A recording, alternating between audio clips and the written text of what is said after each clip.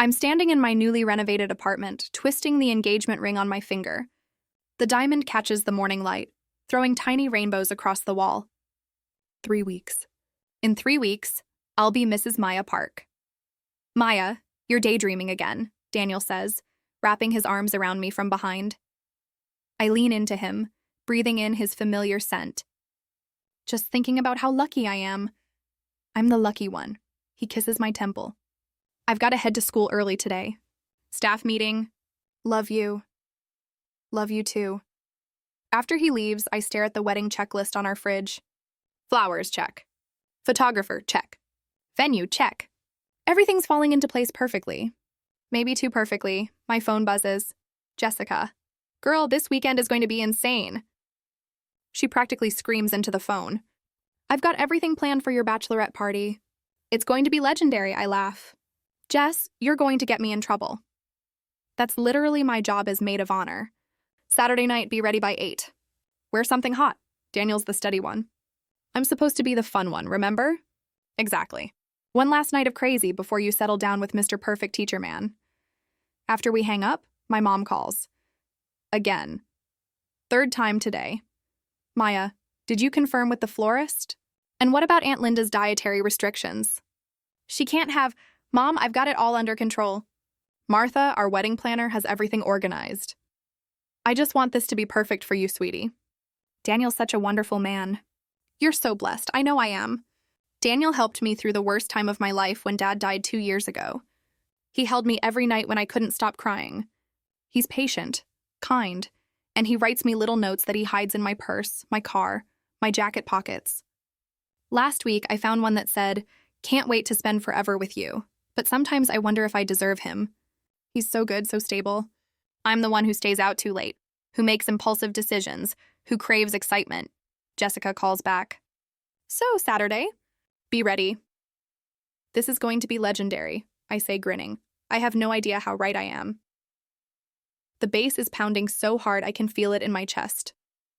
I'm 3 cocktails deep, wearing a ridiculous white veil and a sash that says bride-to-be in sparkly letters. Jessica went all out, matching shirts for everyone, a private section at the club, bottle service. To Maya. Rachel, my coworker, shouts, raising her glass. To Maya's last night of freedom, my cousin Lisa adds. We're all laughing, dancing, taking shots. There are 8 of us, and the attention is intoxicating. Guys keep sending drinks to our table. The DJ announces it's my bachelorette party. And the whole club cheers. For the first time in months, I'm not thinking about seating charts or budget spreadsheets or whether the napkins match the tablecloths. I'm just free. Maya, you're glowing. Jessica yells over the music. I feel amazing. Around midnight, I excuse myself to get some air near the bar. That's when I see him, Connor Hayes, my ex from college. The one who shattered my heart 5 years ago when he cheated on me with his study partner. He sees me at the same moment. His face lights up and he walks over. Maya? No way, is that you're getting married? My heart's racing, and I don't know if it's the alcohol or just him. Yeah, 3 weeks. Wow. Congratulations. He's staring at me with those same green eyes that used to make me melt. You look incredible. Daniel's a lucky guy. How do you know his name? Mutual friends. I heard you were happy. I'm glad. There's an awkward pause. The music seems to fade into the background. Look, Maya, I know I was a terrible boyfriend back then. I was immature and stupid. I'm sorry. I really am. The apology I waited 2 years to hear in college. And now when it doesn't matter anymore, here it is. It's fine. Ancient history, I say, but my voice sounds weird. Can I buy you a drink? For old times? I should say no. I should walk away. But the alcohol is fuzzing my judgment, and there's this pull, this familiar, dangerous excitement. Sure. 1 drink. We talk for 20 minutes. He's charming, funny, asking about my life. He tells me he thinks about me sometimes, about what could have been different. You were always the one that got away, he says, leaning closer. I can smell his cologne. The same one from college. Connor, I'm getting married. I know. I'm not trying to mess that up. I just wanted you to know you were special to me. You still are. Then it happened so fast. He leans in and his lips are on mine, and I don't pull away. For 10 seconds, maybe less, maybe more, I kiss him back. There's this rush of nostalgia, of danger, of something I can't name, When I finally break away, my heart's pounding. We shouldn't have. I stammer. Connor just smirks. Don't worry. It's just between us. Old times, right? Yeah, old times. I force a laugh, trying to convince myself it meant nothing. He disappears into the crowd, and I stumble back to my friends. They're too drunk to notice how flushed I am. Maya. Where were you? Jessica slurs. Just needed some air. We keep partying until 3 a.m. In the Uber home, I convince myself it was nothing. A stupid, meaningless mistake. Daniel will never know. I crawl into bed next to him and he mumbles, "Hey, baby. Good night?"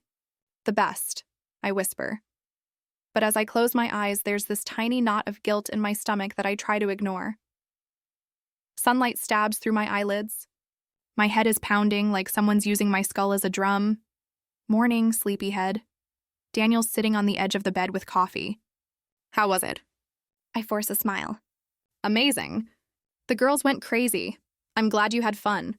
He kisses my forehead. You deserve it. The guilt twists deeper, but I push it down. It was nothing. Just a drunken mistake. The next few days blur together. Daniel and I go to our final cake tasting on Tuesday. The vanilla raspberry or the chocolate ganache? The baker asks. Vanilla, I say.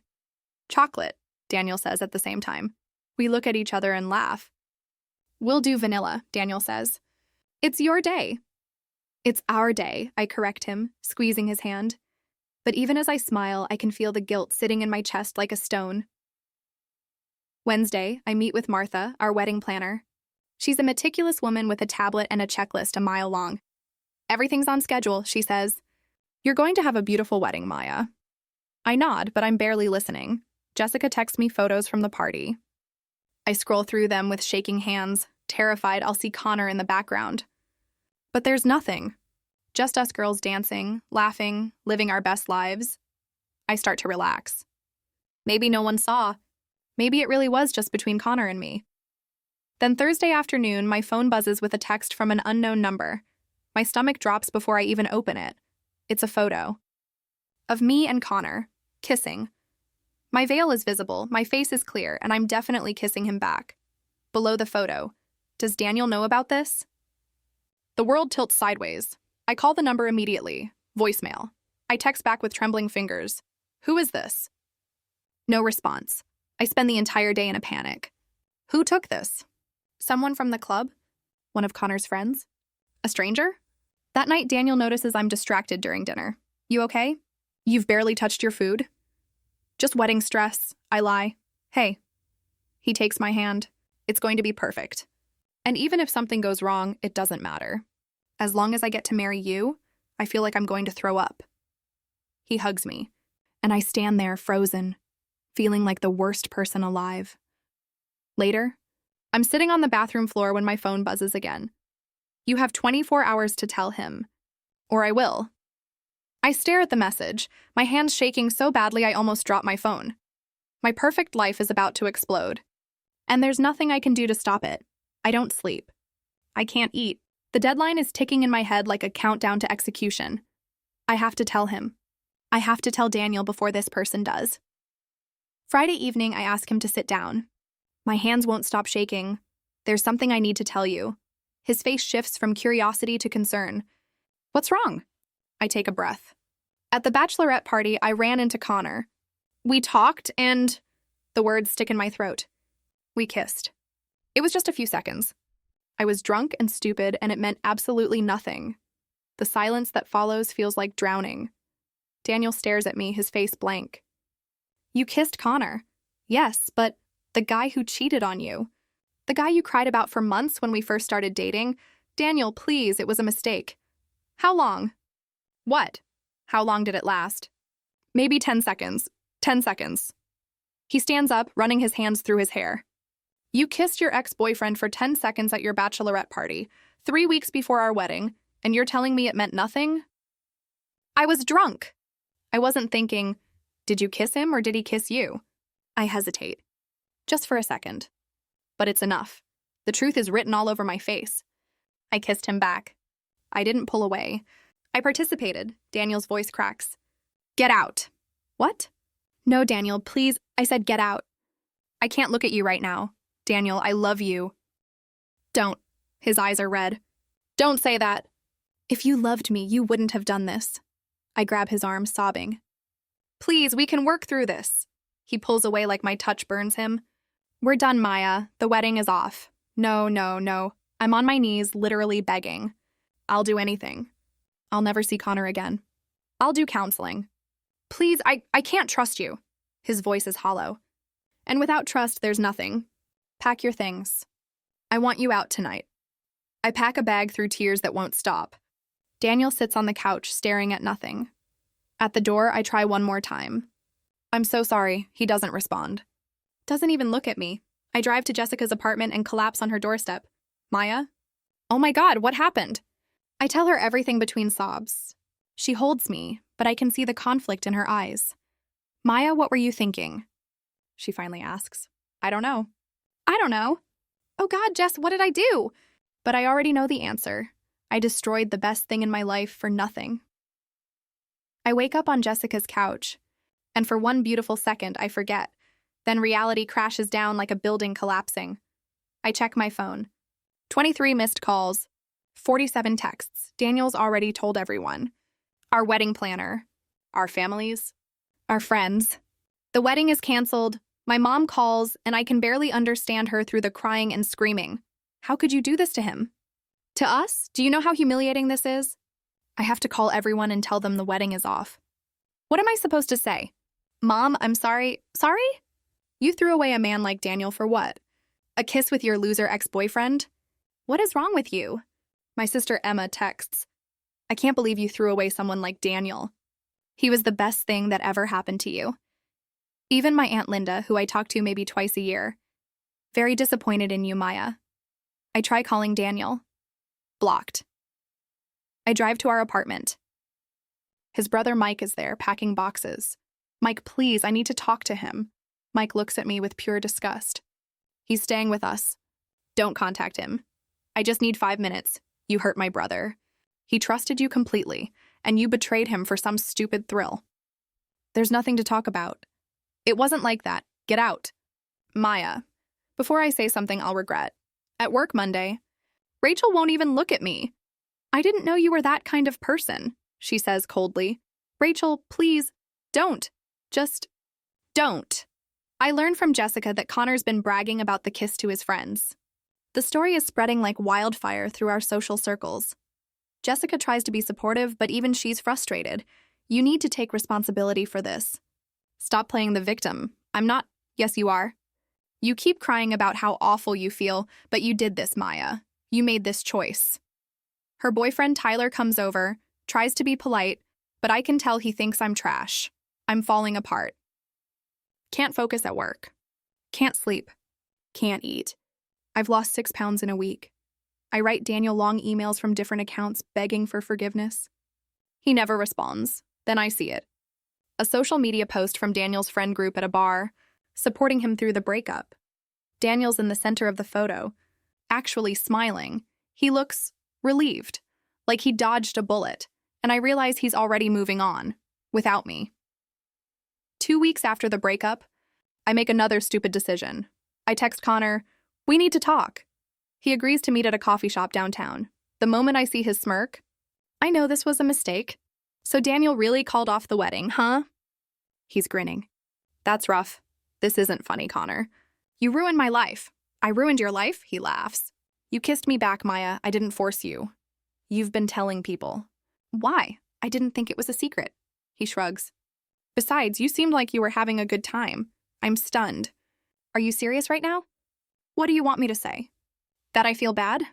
He leans back. Honestly, I always wondered if you were really over me. Guess I got my answer. You're disgusting. Come on, Maya. You can't put this all on me. You're the one who threw away your perfect little life. That's on you. I stand up to leave. He grabs my wrist. Hey, if things don't work out with Daniel, you know where to find me? I rip my hand away. Stay away from me. As I storm out, I notice someone in the corner. Nicole, Daniel's coworker from the high school. She saw everything. Great. Another person to report back to Daniel about what a mess I am. Outside, I sit in my car and scream until my throat hurts. Connor was never worth it. Not in college.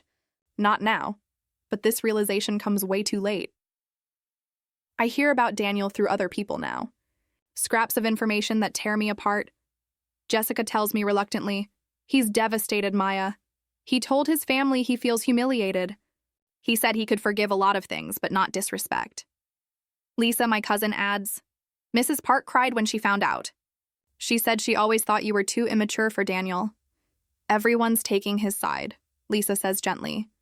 I'm sorry. Tyler, Jessica's boyfriend, mentions that Daniel's not eating well. He really loved you, Maya. He was planning this whole surprise for the honeymoon. He had your whole life planned. The worst news comes from Rachel at work. Daniel's been talking to Sophie, she says carefully. You know his friend from high school? The other teacher? My heart stops. Talking? They're just friends. But she's been helping him heal. The jealousy is immediate and vicious. Daniel with someone else? Someone better than me? But I have no right to feel this way. I did this. I write Daniel a letter. Pour everything into it. My regret, my love, my desperation. I give it to Mike, who reluctantly agrees to deliver it.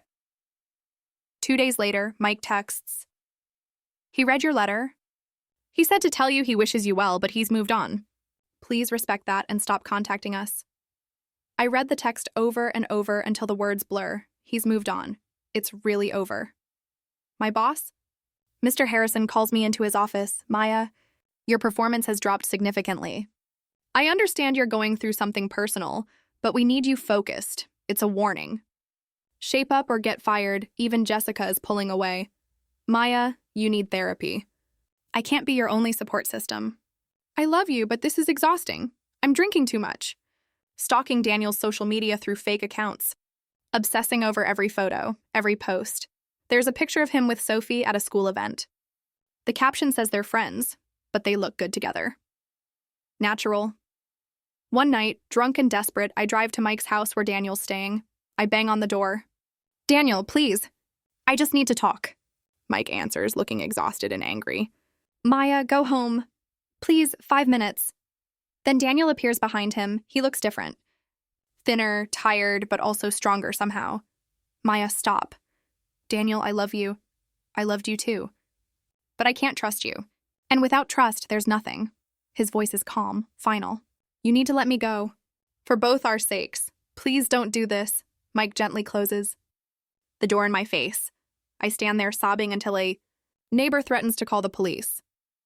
Drive home in a haze and sit in my apartment surrounded by wedding decorations I never returned, the just married banner, the guest book, the table numbers.